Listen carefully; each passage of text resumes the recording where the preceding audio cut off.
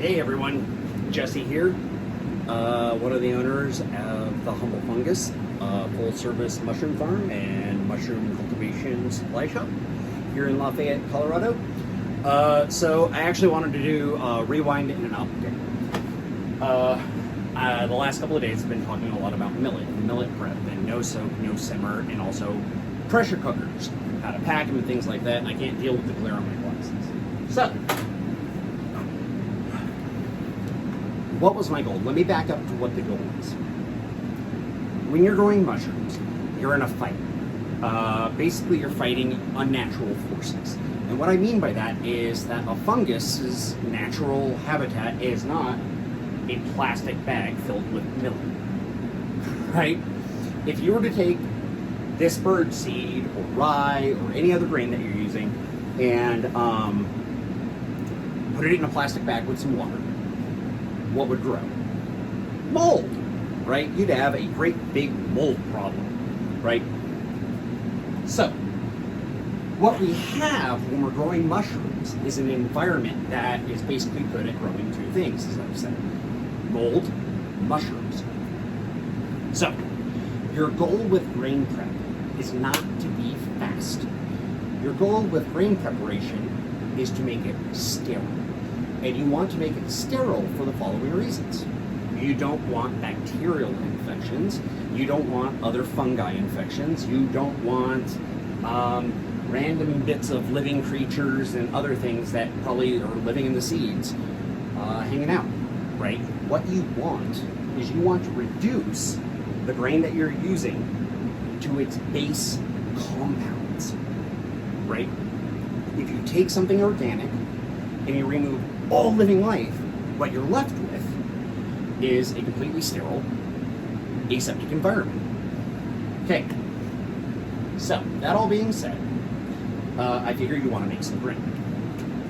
So our goal, because we are a commercial farm, is to be able to prep a lot of grain really fast without too much variance, right? We want to be able to say, okay, every single one of these bags is precisely this weight. It is being cooked this amount of time. It has this much moisture in it. Boom, boom, boom. So, why do we want to be able to do that? Because when you're, and I filled up 80 bags of grain-to-grain transfers, right?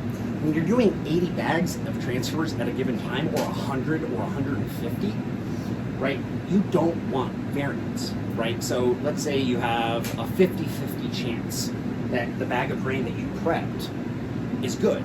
Well, if I'm making 2 bags, 50-50, right? If I've got 3 bags, 50-50, right? If I've got 150 bags, 50-50 is, right? So, scale matters. So you want to reduce variance. It's also a scientific principle, right? When you're doing something at scale, you want consistency and you want scalability, right? You want to be able to repeat it, mass production data. All right, so let's rewind a little bit.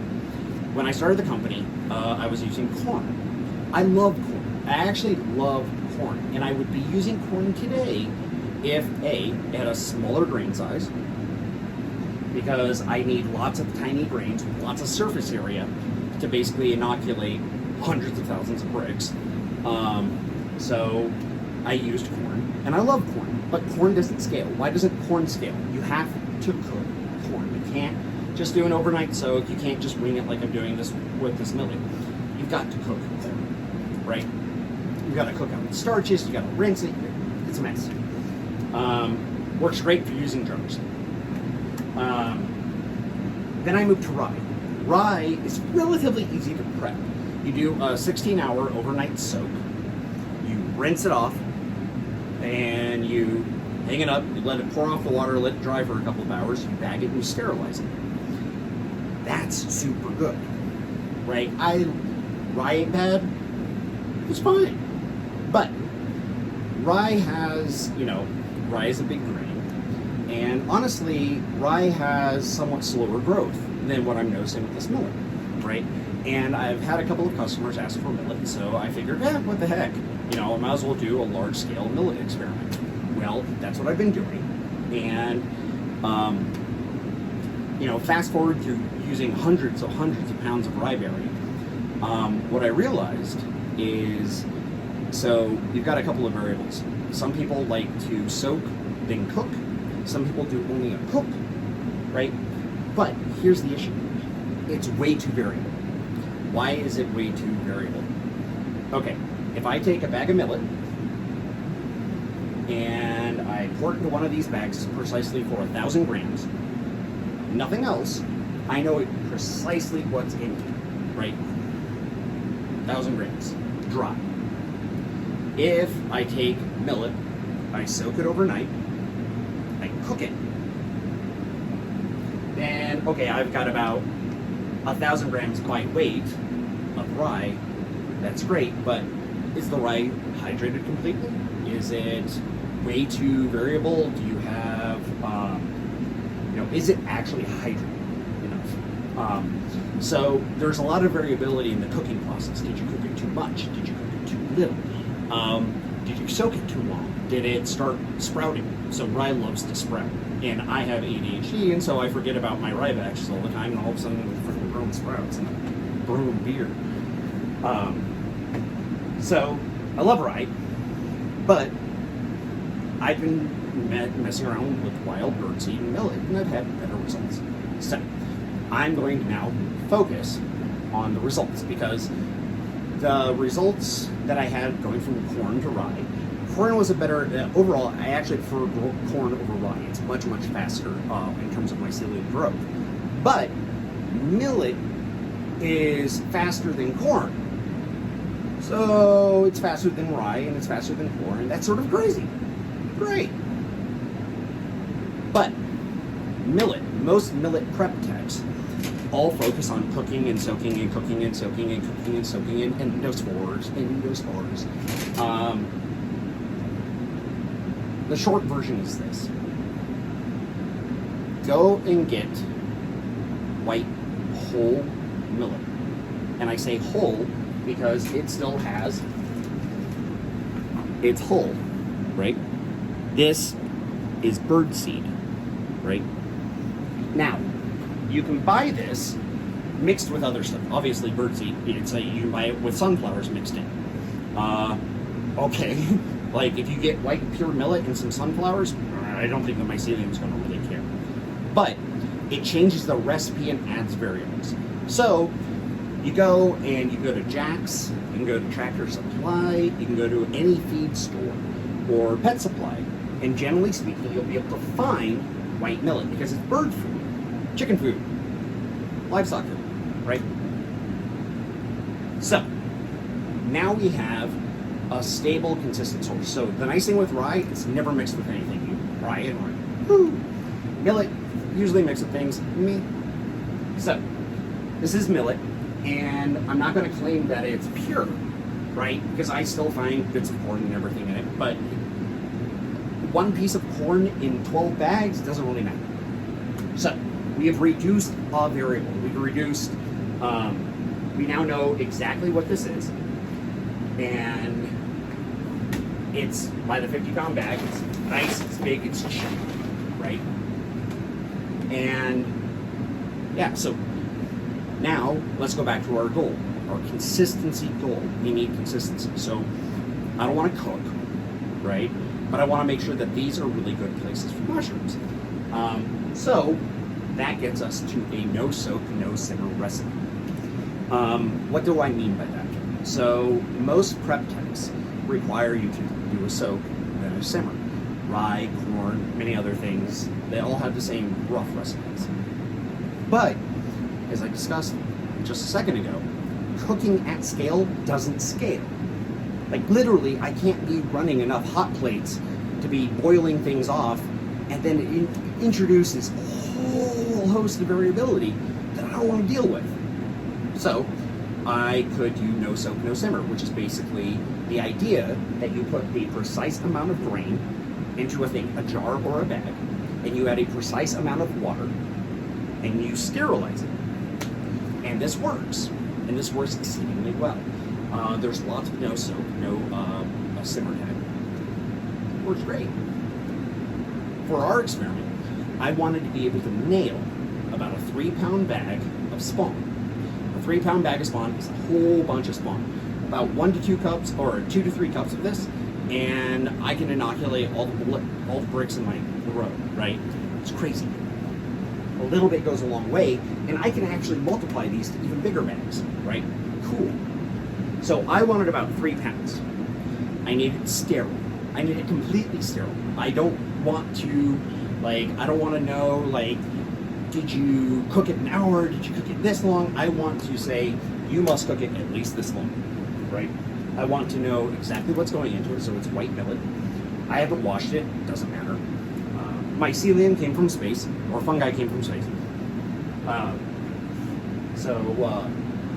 We've got 1,000 grams of millet in here, and we've got it precisely measured. It's in a unicorn bag. This unicorn bag is a 4T unicorn bag. It's for grain spawn. It's got this nice, thick, durable plastic. Nice, thick, durable plastic. It seals well. You can use zip ties. Right?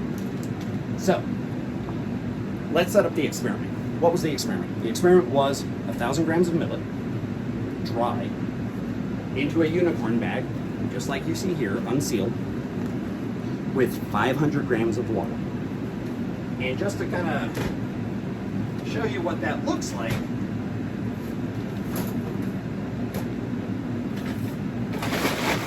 because I don't want you to think that I'm pulling your leg. This is a fresh bag of white millet. I went to the store at lunchtime. I got this. All right. 1 4A unicorn bag. See this? About as long as my finger. Fun bag.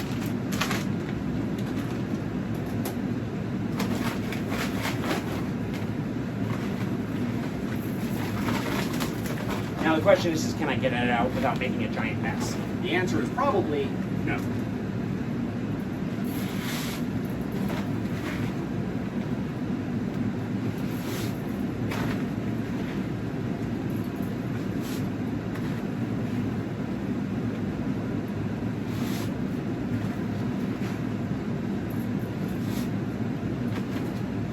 Now, I know about 4 scoops is 1,000 grams, but we're scientists. I'm using a scale. Set the grams. This is 874.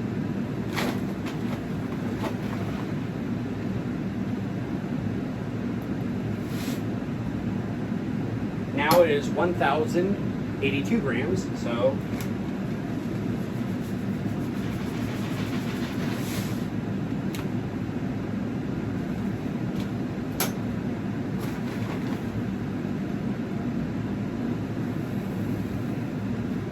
there we go. 1,000 grams dry millet. You saw me open the bag. I scooped it in, put it in bag. Smell that. Now, if you've been into mycology or motion growing, you probably have a media bottle floating around. This is a 500 ml media bottle. As you can see, I filled it up to the top from the tap. I probably could have filled it from the toilet. It doesn't matter. 500 grams.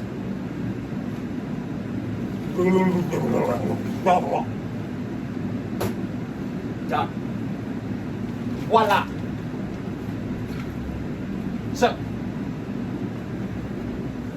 that's it. That's all we're going to do with this. Now, we're going to pressure cook it. Now, I did a separate video entirely, but I'm walking you through stem to stern the entire process. The pressure cooker, I have given it a false bottom using a trivet. The trivet raises the bottom about 2 to 3 inches. Now, as I discussed before, this allows the pressure and thermodynamics, etc., for this unicorn bag to create a perfect vacuum during the cooking process. And so we can cook these unsealed. We'll get no pops, no nothing. We'll get completely sterile bags. They stay out of the water. It's So, pressure cooker. Now I'm going to pour some water in. Now, it takes about 3 liters of water, 3 liters, 3.5 liters of water, thereabouts. And what you want is the water kissing the bottom of the trivet. And the reason why is you do not want the bag sitting in water, period. Otherwise, it probably won't vacuum properly. Now, nothing up my sleeves. I take the bag, I pull the bag over, make sure that this is nice and tight. I take the bag, and I find a solid spot on the trivet. Trivets only have 3 legs, so putting one thing in unbalances it.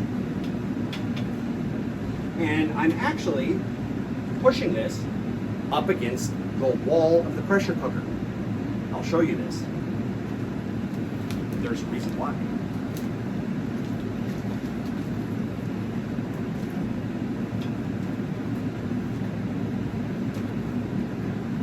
So, I'll take you out of this for a second. Packing pro tip. You want to fold these lips down as far as they can go. You almost want to tuck them underneath the bag.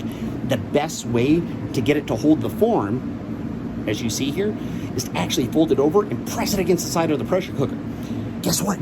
It's not going to melt. Thermodynamics. All right, back to it.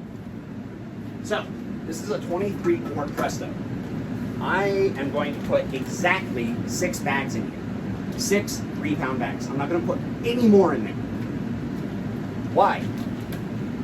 Because these bags are tall vertically, as you saw when I showed you the pressure cooker. And while I could consume the rest of the vertical space by stacking jars and shit on top of this, guess what I do? I exponentially increase my risk of creating a bomb.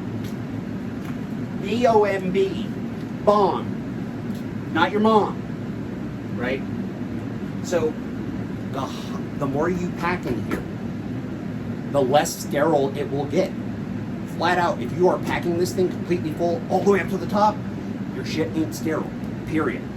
Number 1. Number 2, overpacking. Boom. I'm not fucking joking.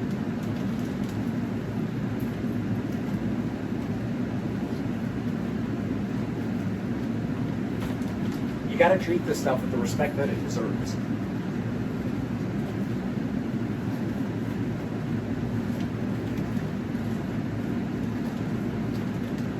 Now, these are perfectly packed. Behold. Now, safety. Again, a pressure cooker is a bomb with a pressure valve. Right? Right?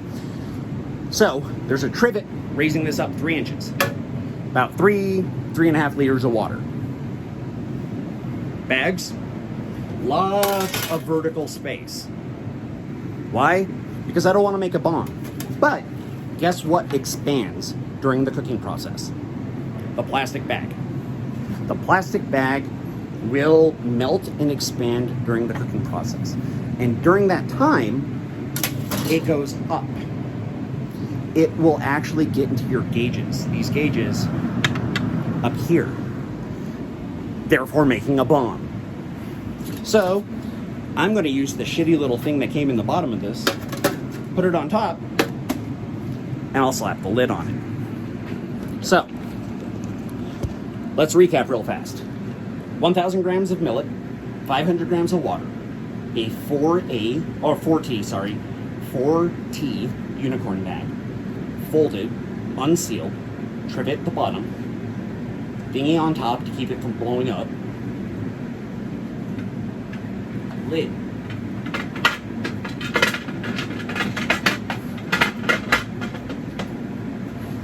Now you're done.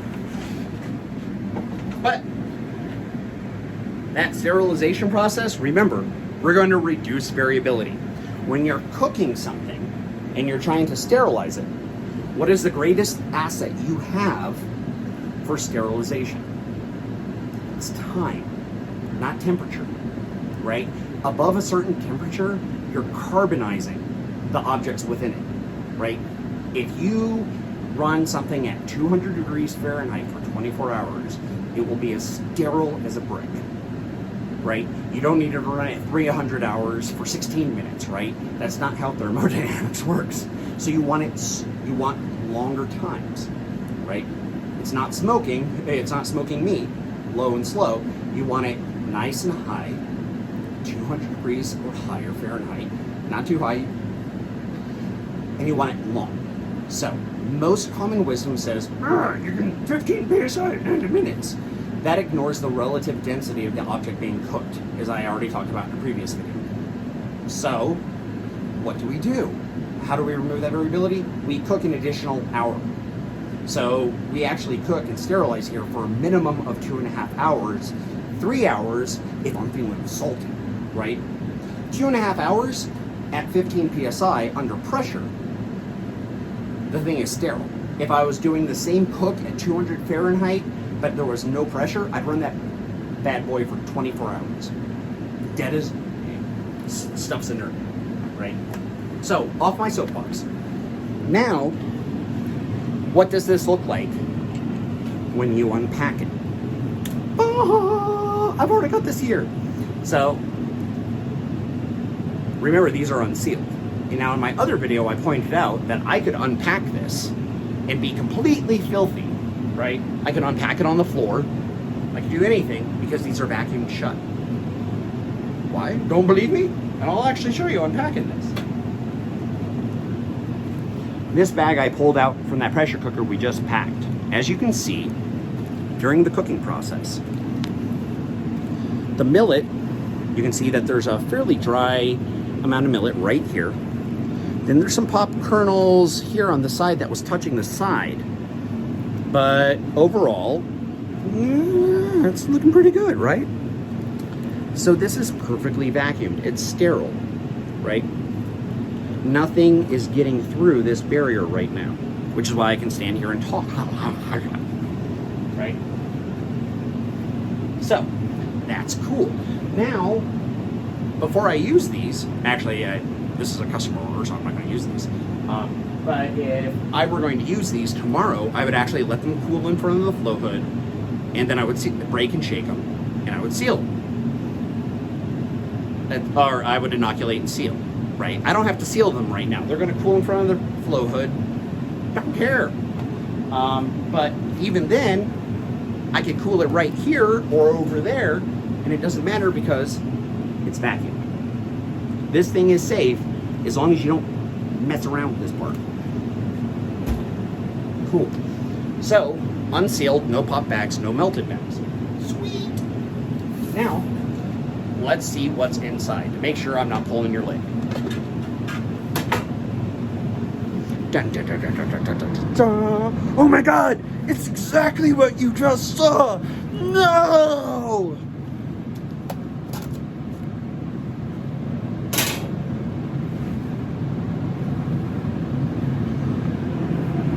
Beauty. Beautiful. Now, these expanded. Remember how I told you not to put more than 6 bags and not to fill the pressure cooker? This is why things expand. These things are super expanded. Now, in this one, I've got some silicone mats I was doing an experiment with. Don't use them. You don't need them. They don't hit them. They don't prevent pop brains. Science! I'm gonna wiggle that bag out. Hot. These are really hot still. I can't break and shake them when they're this hot. So they're going to cool overnight, so I can break and shake them and seal them and send them out to the customer. Hot. So, that's the millet prep. Now, let's talk about results. Because results talk, bullshit walks. All right. yesterday I did a grain-to-grain transfer of an Italian oyster, some king oysters, and a bunch of other things. We've been doing these tests throughout the past week. So, let me show you a very impressive result. This is a black pearl oyster on Millet, and it is ready to actually be put onto fruiting blocks. And this was inoculated on the 29th of January. It is only February 3rd.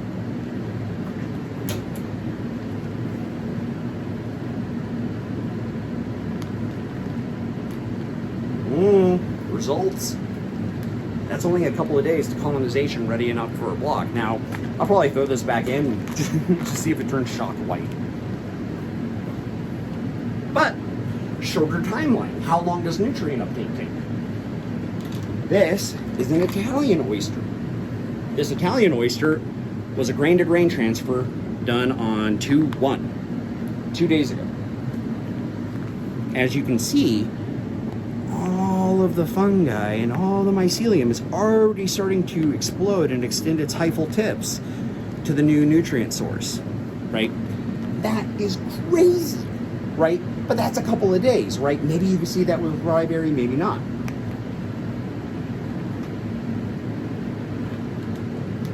This is a king oyster I literally did 24 hours ago.